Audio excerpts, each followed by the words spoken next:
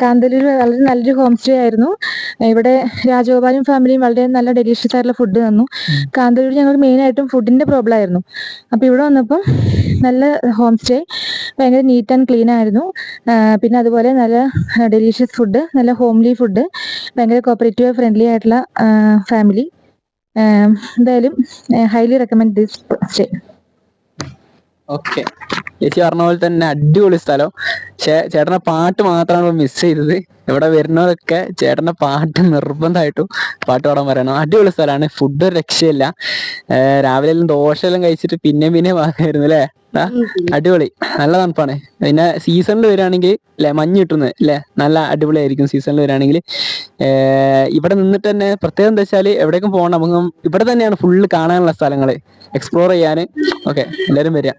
ഓ സമ്മറില ഞങ്ങൾക്ക് തണുത്തിട്ട് ഇവിടെ നിൽക്കാൻ കഴിയുന്നില്ല ഇപ്പോഴത്തെ കാലാവസ്ഥയിൽ. ഇവർ പറയുന്നത് ഇവിടെ ചൂടാണെന്നാണ്, പക്ഷെ ഞങ്ങൾക്ക് ഭയങ്കര തണുപ്പാണ്. അപ്പൊ ഇവിടുത്തെ ചൂട് എന്ന് പറയുന്നത് ഞങ്ങൾക്ക് തണുപ്പാണ്.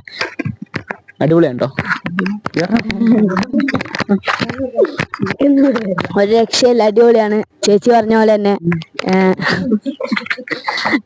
ക്യാമ്പ് ഫയർ ഒന്നും ഒരു രക്ഷയില്ലായിരുന്നു. പിന്നെ തണുപ്പായതുകൊണ്ട് ക്യാമ്പ് ഫയർ വൈബായിന്. പിന്നെ മഡ് ഹൗസ് ആയതുകൊണ്ട് തന്നെ നല്ല തണുപ്പുണ്ടായിരുന്നു. പിന്നെ വാട്ടർഫാളൊക്കെ അടിപൊളിയായി.